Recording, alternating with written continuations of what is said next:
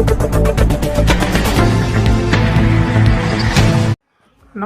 पारस news में आपका स्वागत है। आज आइए आपको ले चलते हैं अंधी अंधा कुंड के महंत स्वामी कृष्णाचार्य जी से मुलाकात करवाते हैं और जानकारी लेते हैं कि श्रवण कुमार की तीर्थ यात्रा, उनके माता पिता के अंधे होने तथा उनके ठीक होने का रहस्य। जय सिया राम। भैया जय जय सीताराम। महाराज जी, आपका पारस न्यूज़ में स्वागत है।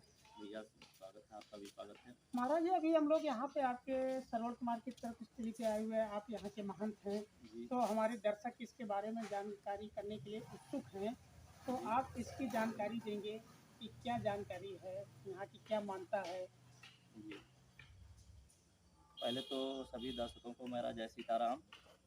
और सब कुछ बताने से पहले मैं अपना छोटा सा परिचय देना चाहता हूँ कि मैं स्वामी कृष्णाचार्य अंधी अंधा श्रवण आश्रम का पुजारी व महंत हूँ। मैं सुग्रीव किला अयोध्या से बिलोंग करता हूँ। मेरा सुग्रीव किला अयोध्या की ही ये भूमि है। और आगे क्या पूछना चाहते हैं, क्या जानना चाहते हैं, उसको आप बताइए। महाराज जी, तो यहाँ के लोगों की मानता है कि श्रवण कुमार जी आए और यहाँ पर पानी लेने गए, फिर राजा दशरथ जी शिकार करने आए थे, उनके बाड़ों से श्रवण कुमार को बाढ़ लगा, फिर वो पानी लेके आए पीने के लिए, माता जी को पिलाने के लिए, फिर उन्होंने श्राप दिए। तो ये सब की जो कहानियाँ हैं, कहानियाँ के वास्तविक है, उसको दर्शक को आप अपने बिंदु द्वारा प्रस्तुत करेंगे तो ज़्यादा ही स्पष्ट होगा। बिल्कुल बिल्कुल बताना चाहूँगा।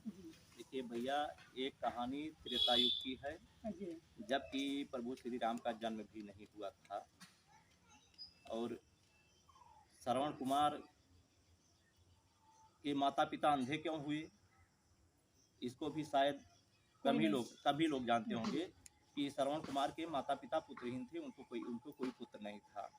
उनको किसी ऋषि के द्वारा ये बताया गया कि आपको पुत्र तो होगा, लेकिन जिस समय आपको पुत्र होगा आप दोनों नेत्रों से अंधे हो जाएंगे, आप उसको देख नहीं पाएंगे।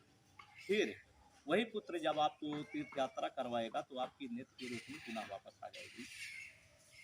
यही चीज़ इसको उन्होंने स्वीकार कर लिया पुत्र श्रेष्ठा में, और उनको श्रवण कुमार की प्राप्ति हुई। और वही श्रवण कुमार जब थोड़ा बड़े हुए, अपने पुत्र से उन्होंने इच्छा जाहिर किया कि बेटा, मैं इस कारण बस ऐसे अंधा हुआ हूँ, ऐसा हो जाता तो मेरे नेत्र की रोशनी वापस आ जाती, मैं अपने पुत्र को अपनी आंखों से देख पाता।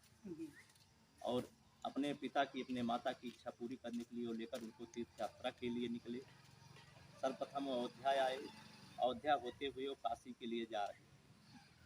और इसी जगह पे उस समय वीरान जंगल, घनघोर जंगल था, और घनघोर जंगल था, यहीं पे उन्होंने प्यास की इच्छा जाहिर किया। तो उस समय में अपने भारतीय धर्म संस्कृति में जमीन पे कांवर रखी नहीं जाती है। तो ये वृक्ष उसी काल का माना जाता है, जिसके सामने 121वां शिलालेख आप देखने लगा हुआ है। इसी वृक्ष की किसी शाखा में। अच्छा महाराज जी, आपकी एक बात को काटना चाहेंगे जी, जैसे भी आपने एक बात ये बताई, 121वां शिलापट लगा हुआ है। जी। तो इसकी भी कुछ जो है ब्रिटिश शासन काल से जुड़ी हुई बातें। जी। तो इसके बारे में क्या आपको जी, कुछ जानकारी ब्रिटिश शासन काल में भैया, ब्रिटिश शासन काल में एक एडवर्ड नाम के जो है ब्रिटिश में ही एडवर्ड जो हुआ था, जो है वैज्ञानिक हुआ था, वो पुरातत्व की खोज किया था। तो पौराणिक जो अयोध्या से जुड़े हुए स्थल थे, 148 स्थलों की, प्राचीन स्थलों की उसने खोज करके और उनको चिन्हित किया था, जिनपे शिलालेख 1902 में लगवाया था। वो 1902 का लगा हुआ शिलालेख है, एडवर्ड विवेचनी महासभा द्वारा जो है। हाँ। अच्छा, क्या ये महाराज जी जो शिलापट लगा हुआ है इस वक्त, ये 1902 की है या बीच में उसको जो है भारतीय गवर्नमेंट ने लगवाया?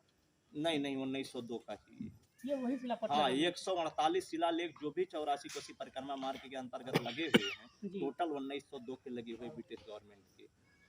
बहुत बड़ी बात है। हाँ, और आज उन्हीं स्थलों का कायाकल्प जो हमारे इस सरकार में, इस शासनकाल में जो कायाकल्प हो रहा है, योगी जी के, मोदी जी की देखरेख में, उन्हीं 148 स्थलों का कायाकल्प हो रहा है। ये जानकारी अभी हमारी समझ से दर्शकों को पूर्ण रूप से जानकारी नहीं थी, आपने इसका जानकारी दिया, बहुत बहुत धन्यवाद। ऐसा ही है जी महाराज जी, फिर हम लोग थोड़ा सा हट रहे थे, दूसरी बातों पे आ गए, हम श्रवण जी की बात। हाँ, तो उस समय में इसी वृक्ष की किसी शाखा में कांवर को लटका के पास में ही बावनी नदी, तमसा नदी है, बावनी झील, जहाँ पे जल भरने के लिए गए थे।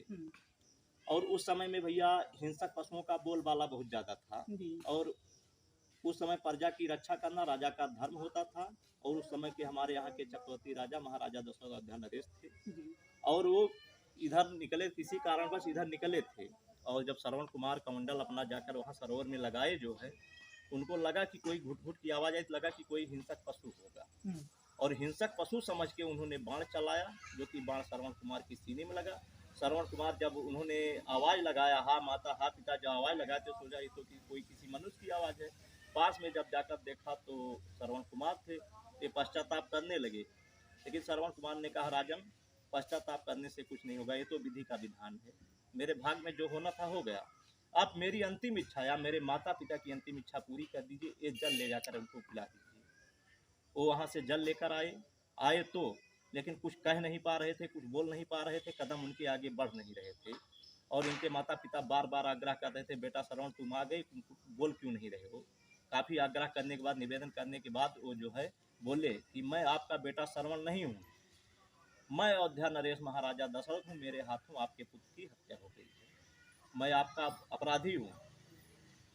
तो उन्होंने कुछ क्रोध अपना जाहिर किया, लेकिन कहा कि कुछ भी करने से पहले मेरी या अपने पुत्र की अंतिम इच्छा जो है तो सुनिए, जल मैं लेकर आया हूँ, जल को आप ग्रहण कर लीजिए। तो उन्होंने कहा, क्या तू मुझे जल पिलाना चाहता है, ले आ दे जल मुझको। जल उन्होंने उनके हाथ में दिया, वही जल लेकर उनको श्राप दे दिया कि जैसे आज मैं पुत्र वियोग में मर रहा हूँ भूखे प्यासे, ऐसे तू भी चौथेपन में पुत्र वियोग में मरोगे। और जैसे आज मेरी मृतक शरीर बिना दाह संस्कार के ठीक समय पर नहीं होगा, यहाँ पड़ी रहेगी, ऐसे तुम्हारी अंतिम संस्कार तुम्हारा ठीक समय पर नहीं हो पाएगा, तुम्हारी मृतक शरीर अयोध्या में पड़ी रहेगी। वही राजा दशरथ के सामने हुआ कि राम लक्ष्मण वनवास, भरत शत्रुघ्न ननिहाल, पुत्र वियोग में उनका मरण हुआ और ठीक समय पे दाह संस्कार बस। ये बात है। अच्छा महाराज जी, एक चीज़ और इसमें बातें आ रही हैं कि ये जैसे ये कुंड के बारे में कहते हैं, कुंड में जैसे उन्होंने श्राप जो जल हाँ, दिया था, शराब जो दिया था, तो मैं भूल गया, शराब जो दिया था वही श्रापित जल। शराब देने के बाद उनको वही कमंडल का जल हाथ में लेकर शराब देने के बाद वही जल उठाकर फेंका, वो जल इस स्थान पे गिरा था जहाँ पीछे कुंड बना हुआ है, वही श्रापित जल यहाँ पे गिरा था। और उसी शराब के प्रभाव से आज भी इसमें कुछ जो चर्म रोग से पीड़ित, दांत काट खसरा खुजली सब होता है, लोग 1500 लोग रविवार मंगल और ऐसा आते हैं, बाकी क्षेत्रीय लोग बराबर आते हैं, स्नान करते हैं और रोग मुक्त हो जाते हैं। महाराज इसका कोई नाम भी होगा इस कुंड का? हाँ, वैसे तो ये कुंड जो है श्रवण को सरोवर के नाम से है यहाँ पे।